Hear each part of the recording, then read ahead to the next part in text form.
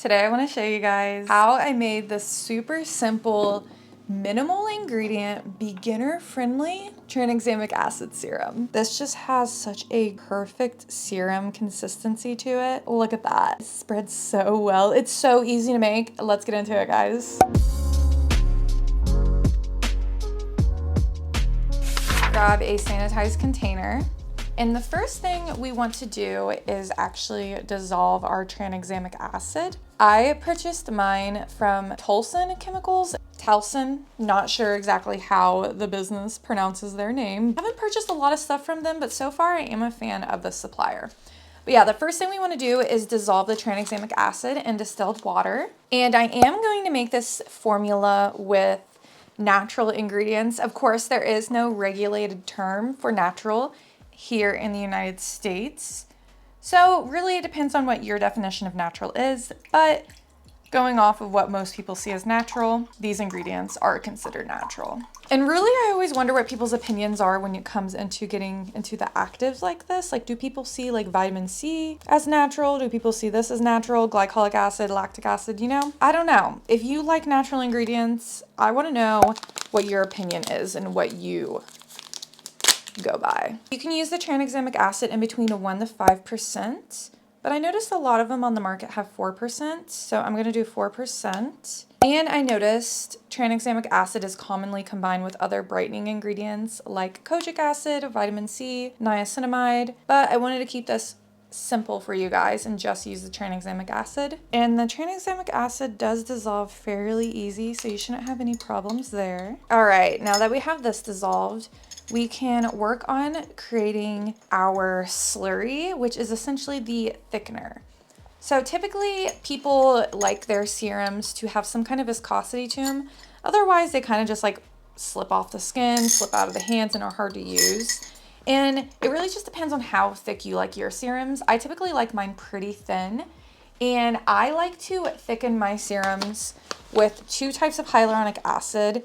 I will use a combination of high molecular weight hyaluronic acid, which this actually does thicken, and I'll use it at around 0.5%. And then I'll also add in the ultra low molecular weight hyaluronic acid because this penetrates the skin better, but it doesn't really thicken anything. These are pretty expensive ingredients.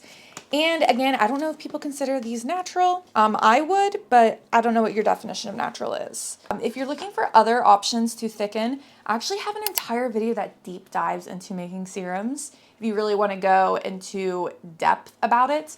Otherwise, you could do 0.5% xanthan gum instead of the hyaluronic acid, or less than 0.5%, maybe like 0.2%. That's probably a better area. Solagum AX, this is considered natural, and I would use this at like 0.2 to 0.5%. My serums video, I use this ingredient. This is also another thickener I like, Silagel. Big fan of this, but not a lot of places sell it. But yeah, these are just a few examples of different natural thickeners that you can use, but I'm gonna do a combination of the hyaluronic acids. And I do know some people experience irritation from hyaluronic acid, so of course just use the xanthan gum or one of the other thickeners from this video here to thicken your serum instead. All right, so in goes the hyaluronic acid. This is the ultra low molecular weight hyaluronic acid.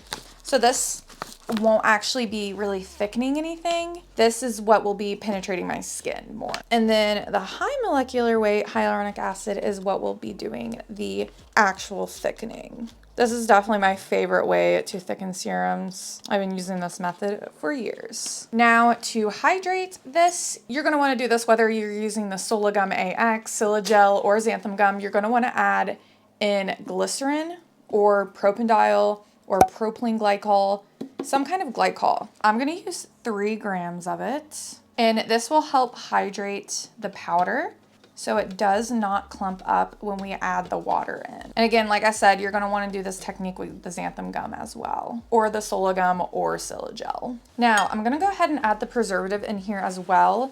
The preservative I'm using is GeoGuard ECT. Now, this is a natural EcoCert compliant preservative, which is why I'm using it. Of course, if you decide to sell your cosmetics, do your own testing.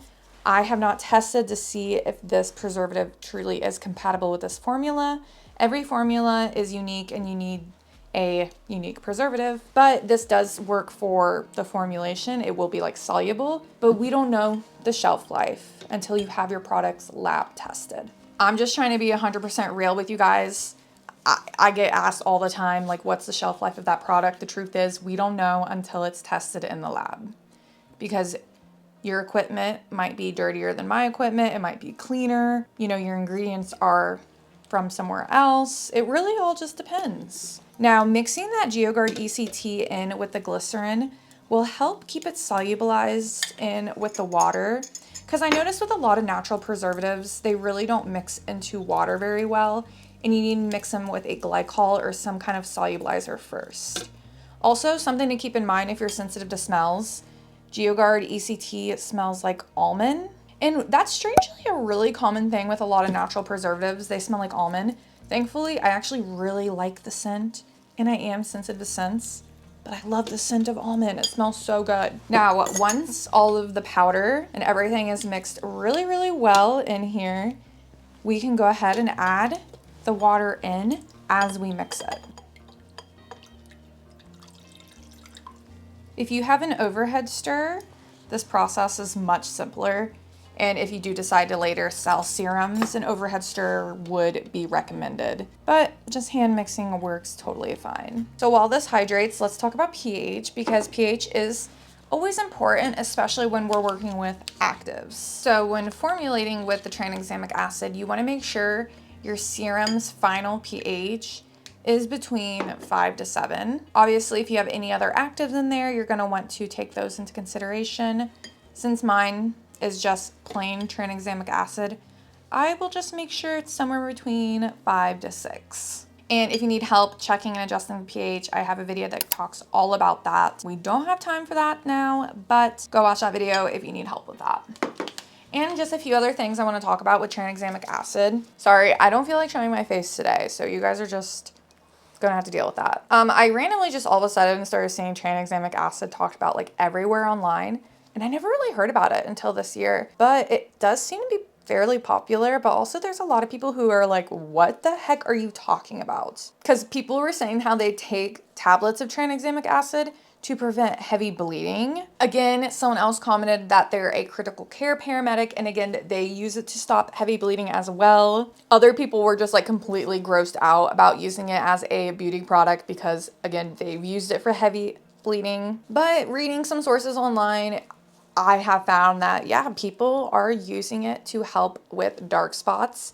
It's commonly combined with other hyperpigmentation ingredients like vitamin C, kojic acid, niacinamide. Now, I do also quickly just want to talk about if tranexamic acid works. So I'm not a chemist. This is just from my own research, but I have found that it seems that tranexamic acid actually works extremely well when used orally to treat hyperpigmentation or melasma, but as for a topical solution, it doesn't work very well. And this is because it doesn't penetrate the skin very well. It's actually really difficult for your skin to absorb things. That's why it's difficult for scientists to make topical medications. They have to formulate them specifically to penetrate the skin better. And only certain actives will work in that way. So there isn't a lot of research supporting the fact that it works well when used topically, but orally there does seem to be a lot of research. Of course, like I said, I am not a professional. I do not have any qualifications to talk about this, but all my sources come from Michelle, Lab Muffin Beauty Science. She is qualified to talk about this topic, and I will link her video down below if you guys want to learn more. So here is the finished tranexamic acid serum. This will actually clear up after a couple days. There's still some bubbles in it, a few little baby chunks, but it will all smooth out. But this truly is such a gorgeous consistency for a serum, at least in my opinion. I love how it's still like watery,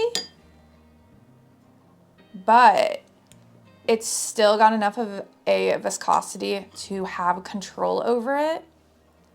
And it spreads so well. Seriously, if you've never tried the combination of ultra low molecular weight and high molecular weight hyaluronic acid, Try it out. It is a gorgeous consistency. So I'll link down below to similar bottles like these because I think these are just the most gorgeous serum bottles.